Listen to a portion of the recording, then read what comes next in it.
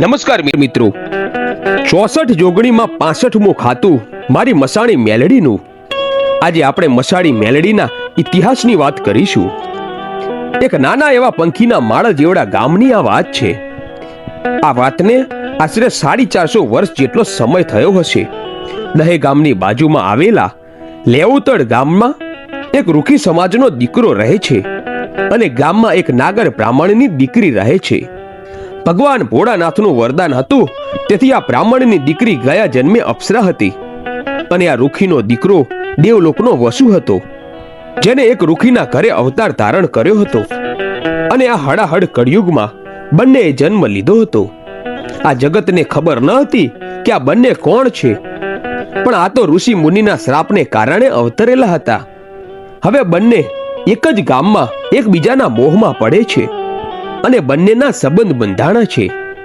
ત્યારે દીકરો કહે છે કે તું તો બ્રાહ્મણની દીકરી છો અને હું તો એક રૂખીનો દીકરો ઢોલ વગાડનારો છું. આ જગત આપણને બંનેને ક્યારેય કબૂલ કરશે નહીં.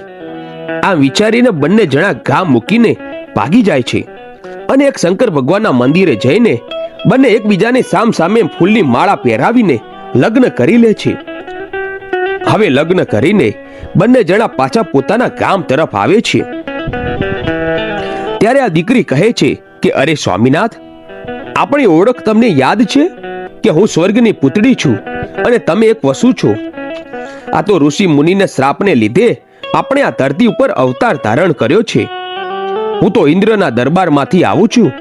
આ જગત આપણને ઓળખતું નથી, પણ આ ગામને આપણે સાબિતી આપવી છે કે આપણે કોણ છીએ. હવે એક નદી આવે છે અને ત્યાં નદીને કાંઠે બંને ઊભા રહી જાય છે. દીકરીના ગળામાં વરમાળા છે, માથે મોડિયો છે, હાથે મીંડોળ બાંધેલો છે, પાનેતર પહેરેલું છે અને રૂપરૂપનો અંબાર એવી આ સ્વર્ગની અપ્સરા ધરતી ઉપર અવતાર ધારણ કરીને નદીની કાંઠે ઊભી છે અને પોતાના પતિને કહે છે કે હવે તમે ગામમાં જાઓ અને ગામમાં જઈને મુખીને કહો કે અમે લગ્ન કરી લીધા છે. હવે અમારા સત તમારે જોવા હોય તો ઢોલ વગાડતા વગાડતા નદીને સામે કાંઠે આવો અને અમારા સામૈયા કરો. હું પછી ત્યાં તમને સત બતાવીશ. આટલું જઈને તમે મુખીને કહો. પછી તો આ રૂખીનો દીકરો ગામમાં આવીને ગામ લોકો અને મુખીને વાત કરે છે કે આવી રીતે મેં બ્રાહ્મણની દીકરી સાથે લગ્ન કર્યા છે અને આ બ્રાહ્મણની દીકરી નદી કાંઠે ઊભી છે અને ગામ લોકો તમે વાંચતે ગાજતે સામૈયા કરો. બ્રાહ્મણની દીકરી અમારા સત તમને ત્યાં બતાવશે. હવે આખું ગામ ભેગું થઈને નદી કાંઠે આવે છે. ઢોલ વાગે છે અને બંને વરઘડિયા ઊભા છે. છીડા છીડી બંધાયેલી છે. ત્યાં તો સતિયા પોતાના હાથ ઊંચા કર્યા અને પોતાના પતિને કહે છે કે અરે સ્વામિનાથ, જાઓ, મારી દેવીનો આદેશ છે કે તમે હવે સ્વર્ગે સીધાઓ.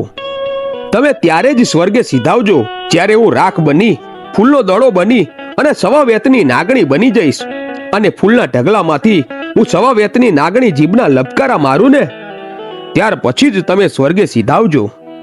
કેમ કે હું સતી છું. સતી ક્યારે રંડાપો વેઠતી નથી. પહેલા હું અને પછી તમે. આટલું બોલે છે અને ઢોલ નગારા વાગે છે અને ત્યાં તો સતીનું સતીત્વ જાગૃત થાય છે અને એના હાથની બંને હથેળીમાંથી કંકુ ખરવા લાગે છે અને આ દીકરીનું સ્વરૂપ થોડીક વારમાં તો વિકરાળ થવા લાગે છે. એને કહ્યું કે અરે ગામ લોકો, તમે મને ઓળખી નહીં. હું જોગણી છું, હું ખપ્પર જોગણી છું. તમારે મને હું બ્રાહ્મણની દીકરી છું, પણ અમારા વચનને કારણે અમે આ ધરતી ઉપર અવતાર ધારણ કર્યો છે. ગામ લોકો આ બધું જોઈ રહ્યા છે. દીકરીના બંને હાથમાંથી કંકુના ઢગલા થવા લાગ્યા. પછી તેના શરીરમાંથી અગન જ્વાળા પ્રગટ થઈ અને શરીર બળીને રાખ થઈ ગયું અને એ રાખ ફૂલનો ઢગલો થઈ ગયો અને ફૂલના ઢગલામાંથી સવા વેતની નાગણી બહાર નીકળે છે અને પૂંછડી ઉપર ઊભી રહીને જીભના લબકારા મારે છે અને એના સ્વામીના સામે જોઈને કહે છે, અરે સ્વામિનાથ, જાઓ, તમારે હવે ધરતી ઉપરથી વિદાય લેવાનો સમય થઈ ગયો છે. તમારે સ્વર્ગના તેડા આવ્યા છે.